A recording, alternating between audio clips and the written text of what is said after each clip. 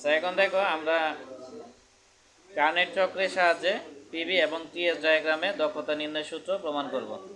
এটা তোমাদের বইয়ে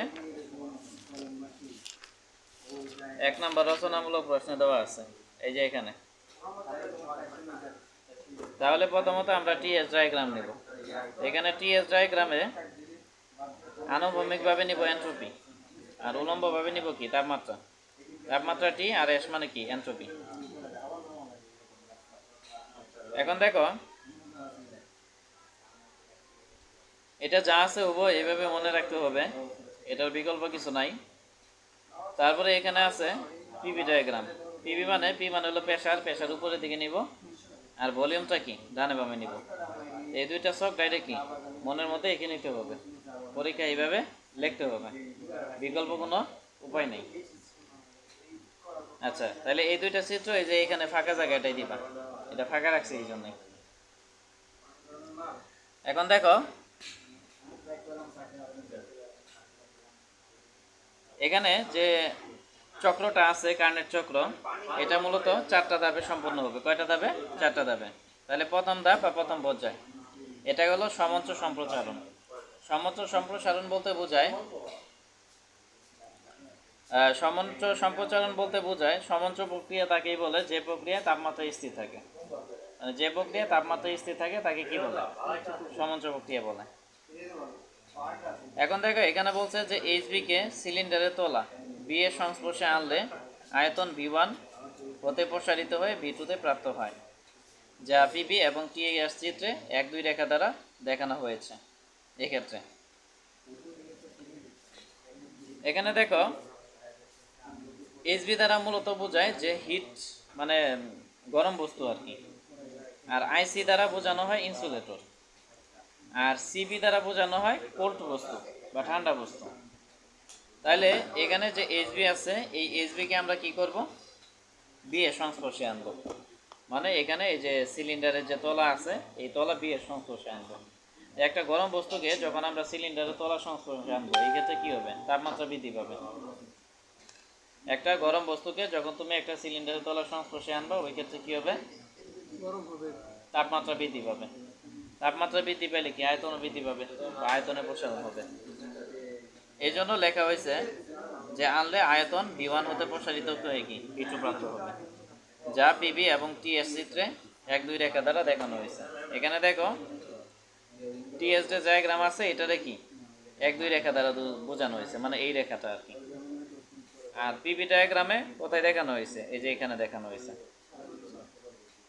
কি বুঝতে পারছো? তাহলে এই ক্ষেত্রে দেখো তাপের পরিমাণ কিউ 1-2, 1-2 মানে 1-2 অবস্থা আর কি। এটা সূত্র হলো P1V1 ই ভিত্তিক লগ V2/V1 সূত্র। আবার আমরা জানি কি PV = MRT, এটা নিলাম, আর এখানে ই ভিত্তিক লগ V2/V1 নিলাম।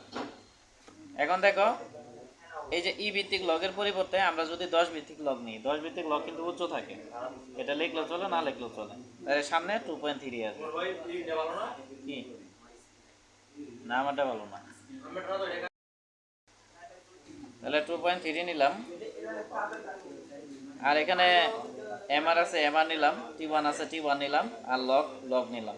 তাহলে যেহেতু আমরা সামনে 2.3 নিছি এই ভিত্তিক লগটা থাকবে না, ঠিক আছে। আর V2/V1 এর পরিবর্তে আর নেওয়া যায়, আর এখানে সম্প্রসারণ সহ এক কথা এখানে লেখা হয়েছে V2/V1 ইকুয়াল কি আর ধরা হয়। তাহলে মারুফ এখানে কোনো প্রশ্ন আছে? তোমার কোনো প্রশ্ন? অনেকটা মুখস্থ বিদ্যার মতো। দ্বিতীয় ধাপ এটা হলো আইসেন্ট্রপিক সম্প্রসারণ। এ ধাপে কি করা হবে? এ ধাপে এইচবি কে বি থেকে সরিয়ে আইসিতে লাগিয়ে দেওয়া হয়। দেখো এখানে বলা হয়েছে যে এখানে যে গরম বস্তু আছে এটা আমরা বি থেকে সরাবো, সরানোর পর আইসি মানে ইনসুলেটর, ইনসুলেটর এখানে কি সংস্পর্শ করে দিব বা এখানে ইনসুলেটর দিব। তাহলে ইনসুলেটর যদি লাগিয়ে দেই যা পিবি এবং টিএস ডায়াগ্রামে 2-3 রেখা দ্বারা দেখানো হয়েছে। এখানে দেখো প্রথমে যে 1-2, তারপর 2-3, তারপরে কি 3-4, 4-1, এগুলা তো দেখতেছো এখানে, এগুলা রিপিট করলাম না আমি। এখানে এই যে 1 2 2 3 3 4 4 1 এগুলো তো দেখতেই পারতেছে, এগুলা রিপিট করলাম না, আমি শুধু মূল বিষয়টা বোঝাচ্ছি। তাহলে যা পিবি এবং টিএস ডায়াগ্রামে কি 2 3 রেখা দ্বারা সূচিত করা হয়েছে, এটা যেহেতু 1 2 পরেরটা কি 2 3 হবে, এটাই তো স্বাভাবিক। এক্ষেত্রে তাপমাত্রা T2 থেকে T3 এ পরিণত হবে, মানে তাপমাত্রা কি আগে ছিল T1 T2, এখন কি T2 থেকে T3 তে পরিণত হবে। তাপের আদান প্রদান হবে না, তাপের আদান প্রদান হবে না, কারণ কি, কারণ এখানে আমরা ইনসুলেটর দিব। ইনসুলেটর যদি এখানে দেই বা অন্তরক দেই, ইনসুলেটর মানে কি অন্তরক, অন্তরক মানে অপরিবাহী আর কি। একটা মনে করো দ্বন্দ্বে, পরিবাহী দ্বন্দ্বে যদি তুমি অপরিবাহী দাও, তাহলে এই ক্ষেত্রে তাপের আদান প্রদান হবে, কেন হবে? একটা পরিবাহীর সামনে যদি তুমি অপরিবাহী দাও, তাহলে এই ক্ষেত্রে তাপের আদান প্রদান হবে।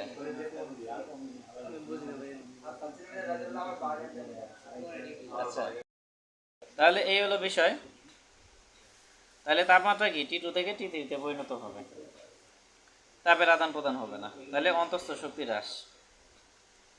এখানে দেখো, যখন আমরা তাপের প্রবাহ বন্ধ করে দিব, তখন তো আর তাপমাত্রার আদান প্রদান হচ্ছে না, হচ্ছে না। মনে রাখবা যে যখন আমরা গ্যাসে তাপ দিই, এই তাপটা দুইটা কাজে লাগে। একটা হলো গ্যাসের যে অণুগুলো আছে এগুলার শক্তি বৃদ্ধি করে, আর দ্বিতীয়ত কি আয়তন প্রসারণ ঘটে। মানে আমরা যখন গ্যাসের মধ্যে তাপ দিব, এটা দুইটা কাজে লাগবে। একটা হলো গ্যাসের যে অণুগুলো আছে এটার আয়তন, এই অন্তর্নিহিত শক্তি বৃদ্ধি করবে বা ইন্টারনাল এনার্জি বৃদ্ধি করবে। আরেকটা হলো যখন গতিশক্তি, মানে ওই যে অণুগুলো আছে অন্তর্নিহিত শক্তি বৃদ্ধি হবে, একটা দেখবে আরেকটা থেকে ছুটাছুটি করবে। ছুটাছুটি করা মানে কি, প্রসারিত হওয়া, এক্ষেত্রে আয়তনে প্রসারণ হবে। তাহলে তাপ কয়টা কাজে লাগে? দুইটা, একটা অন্তর্নিহিত শক্তি বৃদ্ধি করে, আরেকটা কি আয়তন প্রসারণ করে। এখন যখন তুমি তাপের প্রবাহকে বন্ধ করে দিবা, তাপের প্রবাহ বন্ধ করা মানে কি, এখানে অণুগুলো আর তাপ শক্তি অর্জন করতে পারতেছে না, তাহলে এই ক্ষেত্রে কি অন্তর্নিহিত শক্তি হ্রাস পাবে। তাহলে এই জন্য অন্তঃস্থ শক্তি হ্রাস বা অন্তর্নিহিত শক্তি হ্রাস ইকুয়াল টু আইসেন্ট্রপিক সম্প্রসারণকালে সম্পাদিত কাজ। আচ্ছা, এখন দেখো, মানে এখানে অনেকটা মুখস্থবিদ্যার মতো মনে রাখতে হবে যে অন্তর্নিহিত শক্তি হ্রাস ইকুয়াল টু কি হবে, আইসেন্ট্রপিক সম্প্রসারণকালে সম্পাদিত কাজ। এখন দেখো, তাহলে এই কাজের সূত্র হলো পিবি বাই হলো গামা মাইনাস 1। এখানে কন্ডিশন কয়টা? দুইটা, 2 নম্বর এবং 3 নম্বর কন্ডিশন। পিবির পরিবর্তে আমরা P2 B2 minus P1 B1 নেব, আর নিচে নেব গামা মাইনাস 1। তাহলে এটা বুঝাইতে পারছি কিনা? তারপরে পিবি ইজ ইকাল টু আবার কি জানি, MR T। তাহলে এই যে এখানে পিবির পরিবর্তে MR নিব, আর টি মানে কি T2 মাইনাস T3। হ্যাঁ, গামা মাইনাস 1 গামা মাইনাস 1 নিলাম। মানে এইভাবে শর্টকাটেই করতে হবে, কারণ এত সময় পাবা না তুমি পরীক্ষায় এগুলো লেখার জন্য। এখন আরেকটা বিষয় আছে এখানে, মূল কথা হলো T2 থেকে T3। হ্যাঁ বলো মারুফ। হ্যালো ভাই। হ্যাঁ বলো, প্রশ্ন থাকলে বলো। হ্যালো। হ্যাঁ আমি তো শুনতেছি।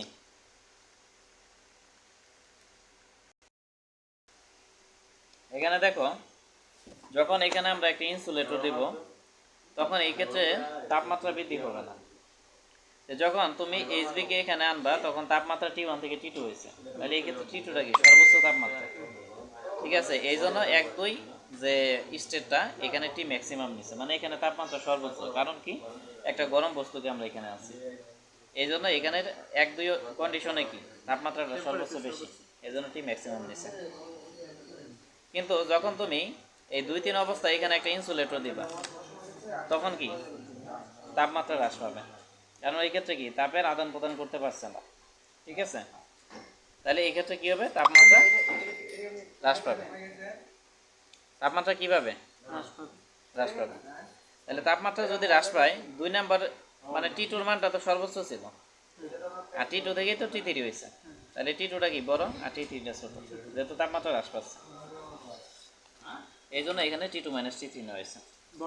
হ্যাঁ, আর 2 নাম্বার থেকে 3 নাম্বারটা বাধ্য হয়েছে। হ্যাঁ, এগুলো বুঝতে হবে, কারণ অনেকে 3 থেকে যদি 2 করে তাহলে কিন্তু হবে না। তারপর দেখো সমঞ্চ সংকোচন কালে। ভাই আপনার ক্যামেরা অফ হয়ে গেছে। ক্যামেরা অফ হয় কিভাবে? এখানে তো দেখা যাচ্ছে। তুমি কি দেখতে পারতেছো না? যে আপনার ক্যামেরা বারবার কেন দিন অফ হয়ে যেতেছে? তাহলে হতে পারে তোমার ভাই নেটের বারবার সমস্যা। অফ হয়ে যেতেছে ক্যামেরা। নেটের সমস্যা হতে পারে। দেখো সমাঞ্চ সংকোচন। সমাঞ্চ হতে পারে সংকোচনটা ভাই, কি? আজকে এর আগে ক্লাসটা তো হবে প্রচুর সমস্যা করতে। আচ্ছা, তাহলে দেখো সমাঞ্চ সংকোচন। সমাঞ্চ সংকোচনটা কি? তাপ অন্তরণ আইসিকে সিলিন্ডারের তলা থেকে সিবি এর সংস্পর্শে আনলে আয়তন সংকুচিত হয়ে ভিতরি প্রাপ্ত হয়, যা পিবি এবং টিএস ডায়াগ্রামে 3-4 রেখা দ্বারা দেখানো হয়েছে। আচ্ছা, এখানে যে ইনসুলেটর আছে এটাকে আমরা সিলিন্ডারের তলা থেকে সিবি এর সংস্পর্শে আনবো। দেখো এখানে যে ইনসুলেটর আছে এই ইনসুলেটরকে আমরা কি করব, এই সিলিন্ডারের যে তলা আছে এই বি থেকে আমরা কি ঠান্ডা বস্তুর সংস্পর্শে আনবো। ঠান্ডা বস্তু যখন সংস্পর্শে আনবো তখন এই যে ইনসুলেটর বের করে দিছি, তো বের করে দেওয়ার পরে কি তাপের আদান প্রদান হবে। তখন কি করবে, এই যে এখানে যে বস্তুটা আছে এটা তাপ বর্জন করবে। তাপ যদি বর্জন করে এই ক্ষেত্রে আয়তন হ্রাস পাবে না বৃদ্ধি পাবে? হ্রাস পাবে। এটাই আর কি মূলত বলা হয়েছে যে তাপ অন্তরক আইসিকে সিলিন্ডারের তল থেকে কোল্ড বস্তু বা ঠান্ডা বস্তুর সংস্পর্শে আনলে আয়তন কি সংকুচিত হয়ে ভিতরি হবে, যা পিবি এবং টিএস ডায়াগ্রামে 3-4 রেখা দ্বারা বোঝানো হয়েছে। তাহলে এই ক্ষেত্রে কি তাপটা বর্জন করতেছে, তাহলে বর্জিত তাপ ইকুয়াল কি হবে, সমঞ্চ সংকোচনের সময় বাতাস কর্তৃক সম্প্রসারিত কাজ। কি আর সমঞ্চ তো বুঝাইলাম যে সমঞ্চ প্রক্রিয়া কাকে বলে, যে প্রক্রিয়া তাপমাত্রা কি থাকে স্থির থাকে তাকে সমঞ্চ প্রক্রিয়া বলে। এগুলা মূলত মুখস্থ রাখতে হবে। এখন বর্জিত তাপকে আমরা Q34 ধরবো, আর কাজ ইকুয়াল আমরা কি জানি, পিবি লগ ভি। ঠিক আছে, তাহলে এখানে যেহেতু 3 নাম্বার স্টেট করতেছি এই জন্য পি3 নিছি, ই ভিত্তিক লগ, আর 3 থেকে 4-এ গেছে তার মানে এখানে V3/V4 হবে। তাহলে এখন দেখো পিবি ইজিক্যাল টু কি এমআরটি, তাহলে টি এর ক্ষেত্রে T3 নিব, আর এখানে ই ভিত্তিক লগ নিলাম, তারপরে V3/V4 নিলাম। এখন ই ভিত্তিক লগকে যদি আমরা চেঞ্জ করে 10 ভিত্তিক লগ নিই, সামনে একটা 2.3 হবে, এমআর নিলাম, T3 নিলাম, তারপরে এখানে লগ নিলাম V3/V4। এটাকে কি ধরা যায়, আর ধরা যায় V3/V4। এই ক্ষেত্রে আর হবে সংকোচন সহগ। এই লাইনটা এটার পরে না, তাই না? হ্যাঁ, এটার পরে এই লাইনটা। তাহলে এখানে V3/V4 কি সংকোচন সহগ, আর আগেটা কি ছিল প্রসারণ সহগ। তারপরে দেখো চতুর্থ ধাপ হলো আইসেন্ট্রপিক সংকোচন। আইসিকে আবার বিতে আনা হলে বাতাস সংকুচিত হয়, যা পিবি এবং টিএস ডায়াগ্রামে 4:1 দিয়ে বোঝানো হয়েছে। এখানে দেখো যে বিষয়টা, এই যে কোল্ড বস্তু আছে এটাকে আবার বি এর সংস্পর্শে আনবো। এখানে একটা তাপমাত্রা ছিল, কিন্তু যখন একটা ঠান্ডা বস্তুকে এখানে আনবা তখন কি হবে, তখন এই যে ভেতরে যে তাপমাত্রা আছে এটা কি কমে যাবে, আরো যাবে কিনা। এখানে তো একটা নির্দিষ্ট তাপমাত্রা আছে, তো যখন তুমি একটা ঠান্ডা বস্তুকে এখানে আনবা তখন ঠান্ডা বস্তু কি এটা থেকে তাপ গ্রহণ করবে, আর এটা তো উষ্ণ ঠান্ডা বস্তু থেকে, তাহলে এটা তাপ কি বর্জন করবে। এই হলো বিষয়। তাইলে এই জন্যই বলা হয়েছে যে আনা হলে, এখন ওই সিলিন্ডার যদি তাপ বর্জন করে তাহলে এই ক্ষেত্রে কি বাতাসগুলো সংকুচিত হবে। ঠিক আছে, তাপমাত্রা কমে গেলে বাতাস সংকুচিত হয়ে যাবে, এটা তো বললাম। আচ্ছা, এখন দেখো ফলে বাতাসের তাপমাত্রা বেড়ে এখানে T4 হতে T1-এ পরিণত হবে। আচ্ছা, তাপ গ্রহণ বা বর্জিত হবে না। আচ্ছা, এই বিষয়টা একটু দেখি। আচ্ছা দেখো এখানে 4 নাম্বার ধাপ হলো আইসি কে আবার বিতে আনা হলে বাতাস সংকুচিত হয়। এখানে যে ইনসুলেটরটা আছে এটাকে আবার বি রেখে আনবো, তাহলে আনলে কি তাপ গ্রহণও করতে পারবে না, বর্জনও করতে পারবে না। ঠিক আছে। আচ্ছা, এই ক্ষেত্রে দেখো তাহলে যেহেতু তাপ গ্রহণ করতে পারবে না, বর্জনও করতে পারবে না, এই ক্ষেত্রে কি হবে, যে বাতাসের আয়তন আস্তে আস্তে কমতে থাকবে। ঠিক আছে, বা বাতাস সংকুচিত হবে, যা পিবি এবং টিএস ডায়াগ্রামে 4:1 দিয়ে বোঝানো হয়েছে। ফলে বাতাসের তাপমাত্রা বেড়ে T4 হতে T1-এ পরিণত হবে। এটা হচ্ছে স্টেজের জন্য বলা হয়েছে। ঠিক আছে, মানে T4 থেকে T1-এ পরিণত হবে। তারপরে তাপ গ্রহণ বা বর্জিত হবে না, যেহেতু এখানে আমরা একটা ইনসুলেটর দিছি এই ক্ষেত্রে তাপ গ্রহণও হবে না, বর্জিত হবে না। এটা আর কি বোঝানো হয়েছে। তাহলে এই ক্ষেত্রে অন্তস্থ শক্তির বৃদ্ধি ওই কৃতকাজের মতো, মানে যাই করো এই কৃতকাজের সূত্র অ্যাপ্লাই হবে।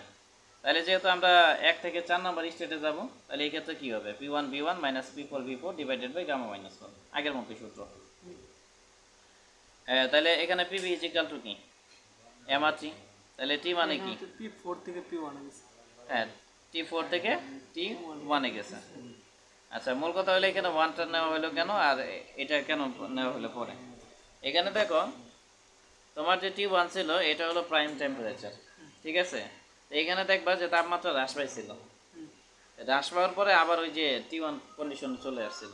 তাহলে এই ক্ষেত্রে T1টা তোমার বড় হবে, মানে T1টা T2টা T1 থেকে বড়, T2টা T1 থেকে বড়, বাট এখানে T4 থেকে T1টা কিন্তু বড়, এই হলো বিষয়।